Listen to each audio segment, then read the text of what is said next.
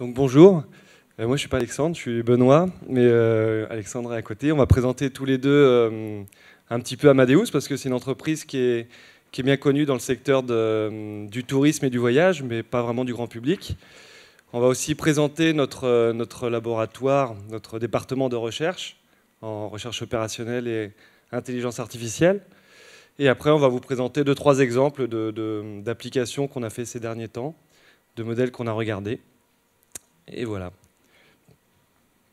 Donc allons-y pour Amadeus. Il y a des petits questionnaires pour commencer. On voulait savoir si vous saviez parmi ces 3 entreprises qui avait la présence dans le plus de pays de par le monde.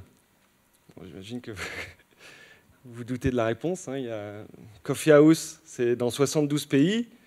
Il y a McDonald's qui est présent dans 120 pays. Et nous, Amadeus, on est présent dans 190 pays au monde. Dans pratiquement tous les pays, on a des agences commerciales qui aident les agences de voyage à vendre leurs produits. Donc on est vraiment une entreprise internationale. Notre petite question. Est-ce que vous vous rendez compte à peu près, chez Amadeus, de combien de profils utilisateurs on peut traiter, on peut posséder? Et qu'est-ce que ça représente par rapport aux autres grands acteurs du secteur des réseaux sociaux? Donc il y a Facebook, on est à 2,1 milliards de profils utilisateurs. Twitter, 330 millions. C'est un petit peu, mais on est quand même assez haut. Il y a LinkedIn qui représente 106 millions de profils utilisateurs. Et nous, Amadeus, on est déjà à 300 millions de profils, avec tous les tickets qui sont réservés, tous les utilisateurs qui utilisent nos systèmes pour réserver des billets d'avion, de train, des croisières. Donc voilà, on a 300 millions d'utilisateurs et on a des données sur ces gens-là qu'on garde en interne, bien sûr.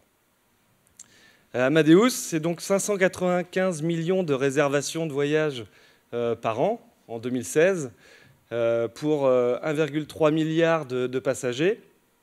Donc dans une réservation, il peut y avoir plusieurs passagers, c'est pour ça qu'on a plus de passagers que de réservations. On est à peu près 15 000 employés, vraiment partout dans le monde. Et on est présent dans tous les pays, comme on l'a déjà dit. Et on est parmi les 15 plus grosses entreprises du monde dans tout ce qui est l'IT. Donc c'est vrai qu'on n'a pas cette impression-là, parce que ce n'est pas une entreprise qui est très connue, mais c'est une grosse entreprise. Et on a notre gros centre de R&D qui est à Sophia Antipolis, à Nice. Il y a 4000 personnes qui travaillent là-bas, et c'est une grosse partie de l'entreprise. Voilà, donc qu'est-ce qu'on fait comme solution? C'est toujours centré autour du voyage. On travaille dès le moment où on doit inspirer les gens, les aider à choisir leur voyage, comment ils vont se transporter jusqu'à leur destination, où ils vont passer leurs vacances. Donc on fait le shopping, on fait la réservation, le booking.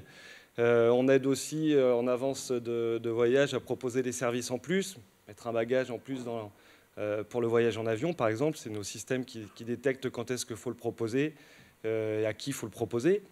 Après, on a tout ce qui est pendant le voyage, par exemple, est-ce que vous avez besoin d'un transfert, qu'on vous propose une solution de transfert pour aller de l'aéroport à votre hôtel à destination? C'est aussi des systèmes d'Amadeus qui regardent ça.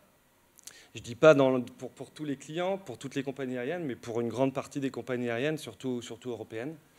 Et même après le voyage, s'il y a des remboursements effectués ou des paiements de choses en contrepartie à l'utilisateur, enfin au passager, c'est aussi les systèmes d'Amadeus qui peuvent aider à fournir les solutions aux compagnies aériennes ou aux autres acteurs du secteur du voyage.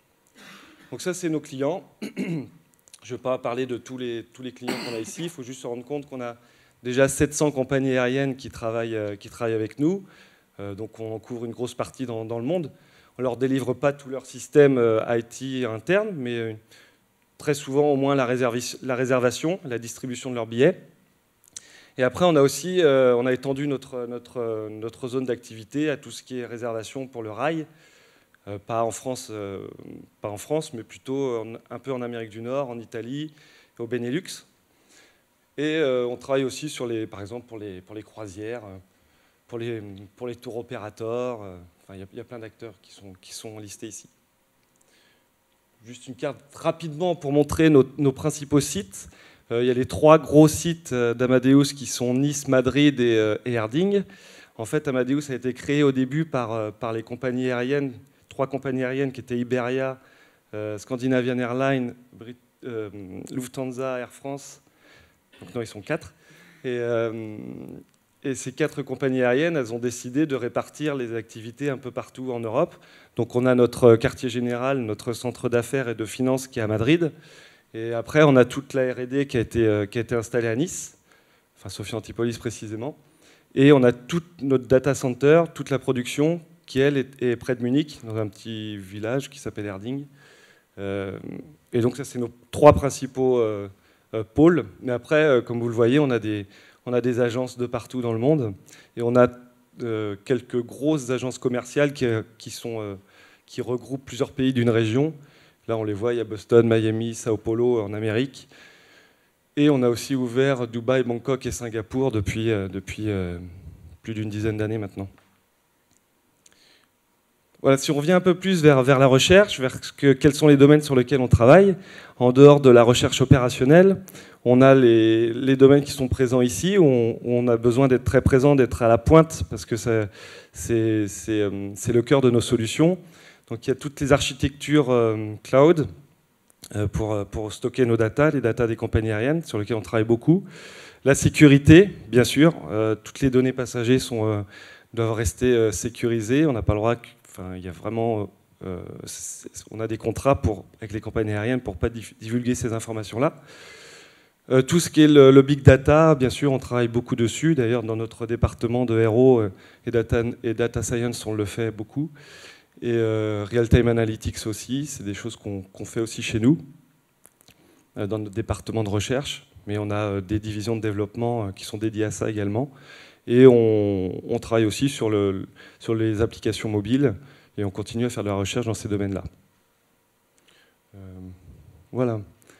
J'avance un peu vite. Il y a des chiffres sur lesquels je ne reviens pas, que vous pouvez voir dans les slides, sur les investissements qu'on fait en R&D, ces choses-là.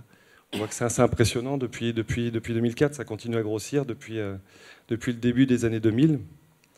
Parce que en fait, on est tributaire de la croissance du trafic et du trafic aérien, de plus en plus de passagers, de plus en plus de gens qui vont en vacances. En Europe, la croissance n'est pas si grosse que ça, mais si on va dans des pays d'Asie ou des pays ou en Inde, par exemple, la croissance reste énorme, c'est des croissances à 2 chiffres par an de voyage, et donc c'est pour ça que notre entreprise elle continue à croître tous les ans.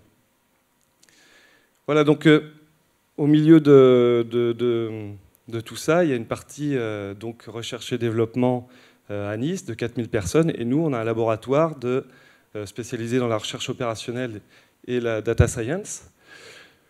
Donc ça, c'est notre entrée de notre office à Nice, à Sophia Antipolis. On est 4000 personnes à travailler, et parmi ces 4000 personnes, on est à peu près une équipe de 15 personnes à faire de la recherche, vraiment sur des nouveaux problèmes de maths appliquées. Donc on a 3 équipes principales, une qui est vraiment dédiée à la data science. Donc c'est vraiment notre richesse, la data. Nous, on n'a pas d'avion, on n'a pas vraiment ce qui fait notre force, c'est de pouvoir gérer les datas de manière efficace. Donc on continue à faire beaucoup de recherche là-dedans.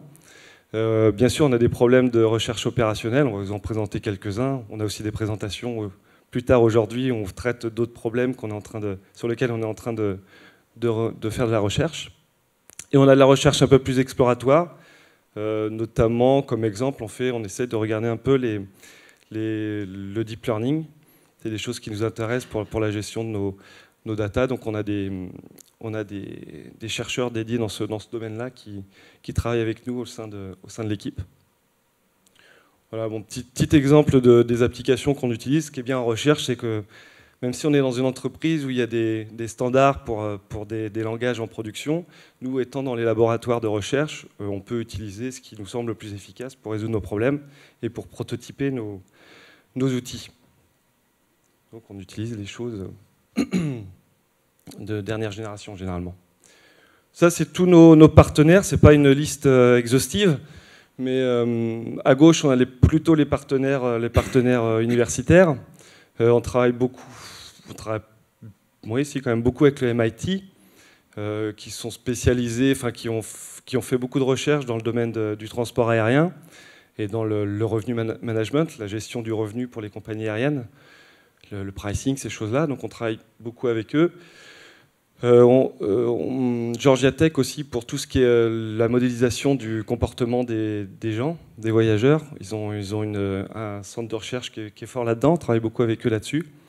Et après, on a aussi tous nos partenaires en Europe et en France. Et bon, on a l'Université Côte d'Azur qui est juste à côté et avec qui on travaille beaucoup.